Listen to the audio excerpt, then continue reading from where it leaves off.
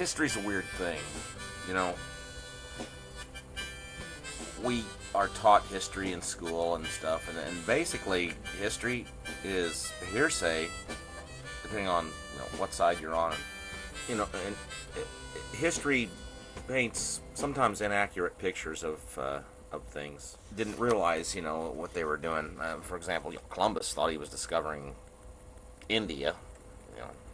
Didn't know anything about America. And same way with Juan Ponce De Leon. He thought he found this island. He's looking for a silly island, and kaboom! He discovers Florida. He had no clue. So let's learn more about this Ponce De Leon. Who was Ponce De Leon?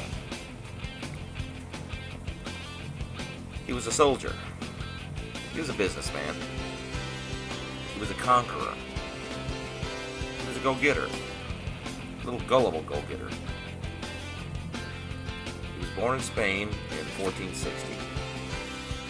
He became an explorer.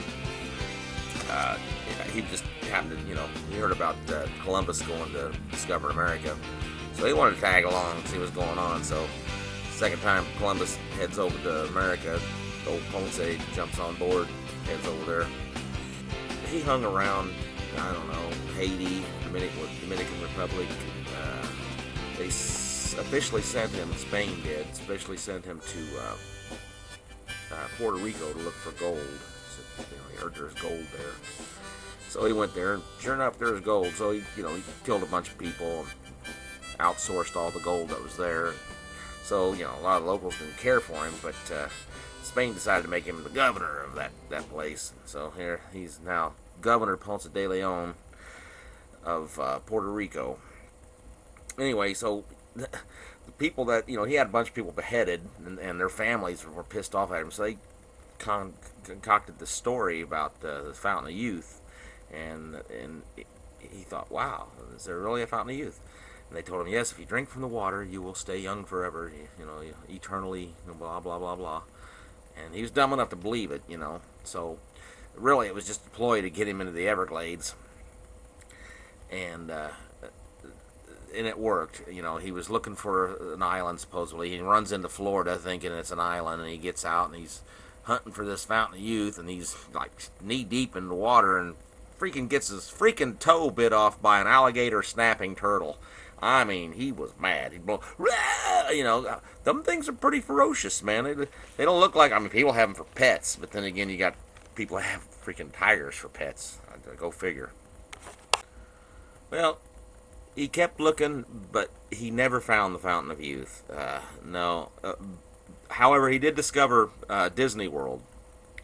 Of course, it was a little different back then than it is now. But just like now, they have rules, and he wouldn't abide by the rules, so they had to throw him out of the park. But he vowed to return and get his revenge. So he went back to Spain, got him a big boat with about 200 soldiers and all the latest gadgetry, in Mortal Kombat. He was prepared. He was going to go over there and whip some ass.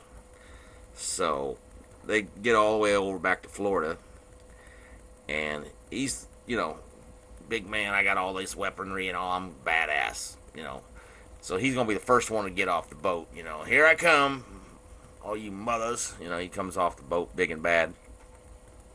But what he didn't know is the locals had obtained all kinds of, precision, laser-guided arrows. Of course, they obtained it illegally. But the second he stepped off the boat, wham! He was hit by 50 arrows. Precision. And that was that. But that wasn't the scariest thing. The scariest thing that happened was next.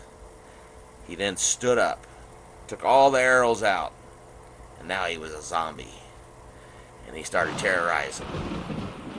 Now, history will show that he died in 1521. But the locals will tell you that he's still out there. He's still out there, and he's looking for brains.